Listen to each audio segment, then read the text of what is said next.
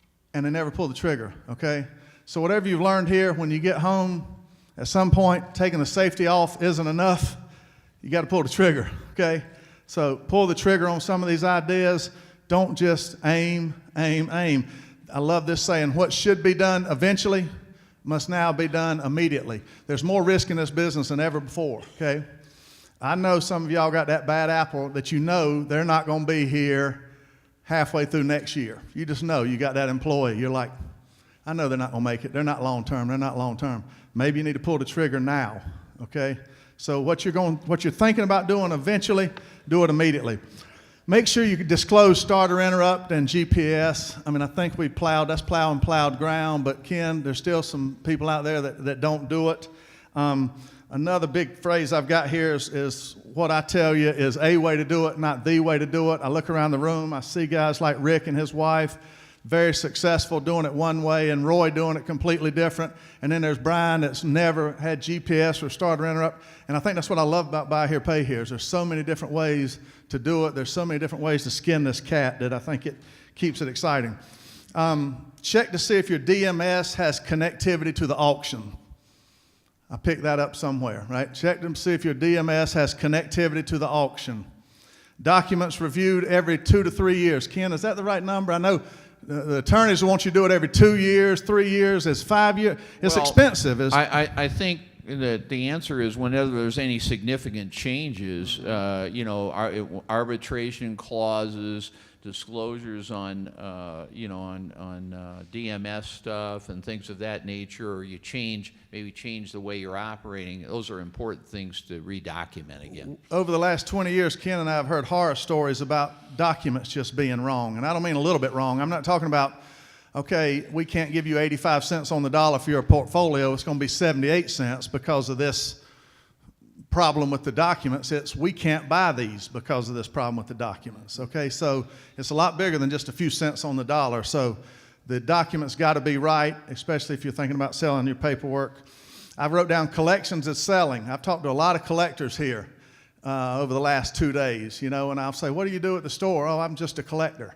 I'm like, just a collector? I said, that's the most important part of the business. It's the collection business. But collections is selling. It's selling somebody into making a payment, We sell them a car one time. You got to sell them for the next 36 months into making that payment. So don't think that collections is not selling. Join your state association, and by default, you naturally join the national association, okay?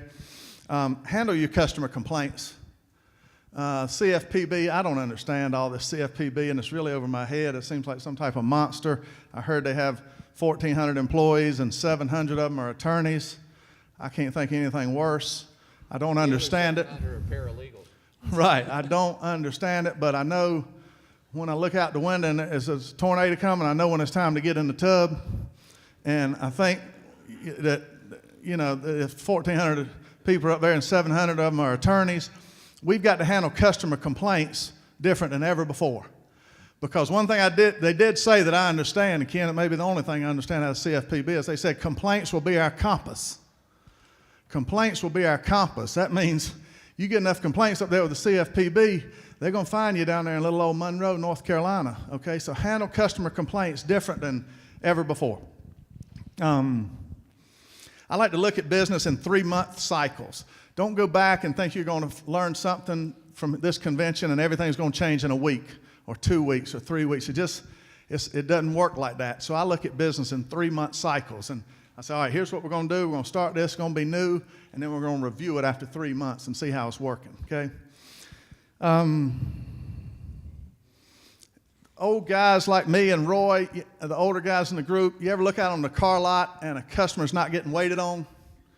It wasn't that, that was just, we had sayings, ducks on the pond, whatever it was. Somebody had to get out there. There's a customer out there looking at a car not getting waited on. And it occurred to me in one of the website presentations, the guy said, if you have customers on your website and they're not engaged, that's the very same thing. And I thought, wow. That just drives me nuts to see a customer out there. I didn't realize, let's look at the website. Let's see if our people are engaged, because that's the exact same thing. If they're not engaged on our website, it's like somebody looking at your cars out there and nobody waiting on them. Crazy. You can't just be on the internet. You got to be on the internet with a relevant message. In your BDC, everybody has a BDC. If you don't have a BDC, you got sales staff or marketing department, okay? In your BDC, this is good, I thought. This is one new from this meeting. Do you have a process for that customer that's not going to buy for the next 60 or 90 days? And I thought, wow, my BDC, we want to sell them this week. Get them in here. Get them on. We got busting bugs. We got to get them on the street. We don't have a process. I'm not that I know of. I hope we do. When I get back, I'm going to say, what is it? How do we handle customers that say, I'm not buying for 90 days? How are we staying in touch with them? How are we loving them for the next 90 days, okay? Get your customers to write reviews. A lot of you are a lot more savvy on social media than I am. Certainly, I hope so. But the future's about reviews. My wife and I rarely go to a restaurant that she doesn't get on this thing and see what somebody says about it, right? So think about that. Get your customers to write reviews. It's not the strongest that survive, it's the ones that are most adaptable to change. That's a good one. That's a big point. Then lastly, to wrap it up, I've just said surround yourself. You've got a 3-step process for success. Surround yourself with good people. Build the machine. Press the go button. Sure sounds easy, doesn't it? Surround yourself with good people, build the machine, and press the go button. I'm going to go back to the office, and I'm going to say, here's what we're going to do. Y'all are all good people, aren't you?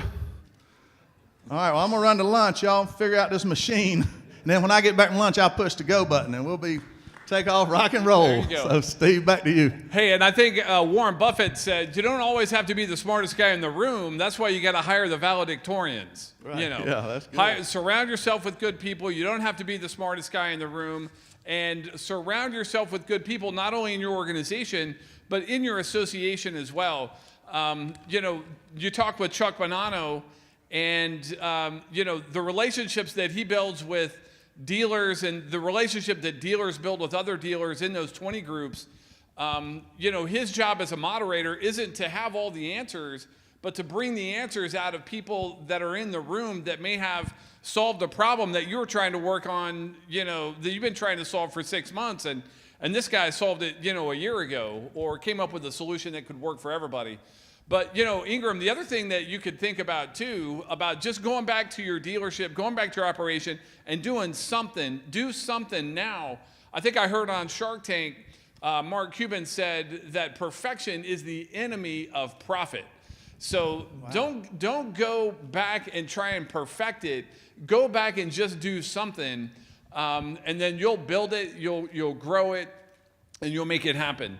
The other thing that I would like to say that was really kind of one of my big takeaways for the week is if you went to the Buy Here, Pay Here Commission meeting, or if you went to the thing that Sean Peterson did that talked about how the association is hard at work for you, that's one of the biggest takeaways for me from this week is how we've brought NABD together within IADA to put it on the same train track for the betterment of the industry.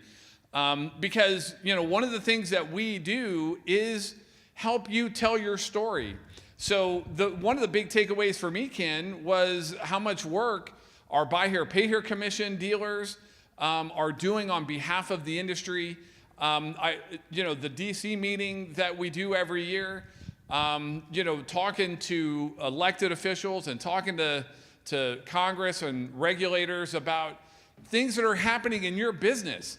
And the one takeaway that I would say on the policy conference is don't think that if you're going to come to the policy conference that you got to lobby Congress and change their mind on certain issues. That's not what lobbying is at all. Lobbying, Ingram, is you going and you meeting your elected official and introducing yourself and telling them, hey, I'm in your business, I'm in your district, I want to build a relationship with you so that if I ever can be a resource for you as an elected official, if something happens in the legislature that you have questions about, or somebody comes up with some weird, wacky bill that's going to affect how dealers are going to do business, I'm happy to be a resource for you and tell your story. It's interesting, and I think Sean probably said this, but 9 times out of 10, when we go to Washington, D.C., the first thing the elected official asks is, well, how's business? Scott, how's business going? You know, you talk to Roger Williams, the first thing he's going to ask is, how many cars are you selling, right? And that gives you such a great opportunity to just talk about what's going on. So I don't want you to think that going to Washington, D.C., or going to your state capital and having a conversation with an elected official is anything other than just telling your story in a simple, the most meaningful way possible. Because you're not up there trying to convince them to change this, you know, their long institutionally standing positions on, you know, all the issues that we all know and, you know, can certainly talk about. But recalls, you know, that's a big issue that we've been dealing with. But those are the other things that I think about, is how hard the association is at work on your behalf day in and day out, and how much we want you to continue to participate in that. The other thing, just real quickly, is the used car industry report, talking about how the industry is working hard on your behalf. If you haven't picked up a copy of the used car industry report, there's plenty of them in the exhibit hall. I think they were included in the registration kit. But if you didn't get a copy of it, make sure you get a copy of it so you can kind of see what's happening in the industry in a lot of different segments and a lot of different channels, whether it's you know, demographic information on members, demographic information on the industry, things that are happening with, you know, vehicle history reports, or starter interrupt devices, or GPS devices, or, you know, all the different kind of elements that we all have to interact with in the industry. The NAAA, the National Auto Auction Association, they publish their annual report in our deal. So that's a world of information in there. Get in there, and if you don't have it, you should take a look at it. Okay, thanks, Steve. Also, thanks to Sean Peterson. This has been an excellent 2 days of show. I want to remind everybody we've got 2 hours with the exhibitors coming up right after this, and you don't need drink coupons. Remember this as you start to go back home. I love to wrap up every show like this. There's no way to be a perfect buy here, pay here dealer. There's no way to be perfect subprime dealer. There's no way to be perfect finance company, but there are thousands of ways to be a darn good one, okay? When you get back to your office, when you get back to work, you know, you can't just rev the engine. You know, you can't just rev the engine. At some point, you got to drop it into gear. So with that, Steve, those are my closing remarks. I'll turn it back to you. Yeah, and the one thing that I would say is, you know, I love this. I love this forum because it gives us an opportunity to give you some takeaways that we picked up from the week. But I would be interested in just audience participation at this point, and maybe by a show of hands, Daryl or Scott or you know, somebody. What are some of the things that you guys pulled out of this week that may be beneficial for sharing with some of the other participants?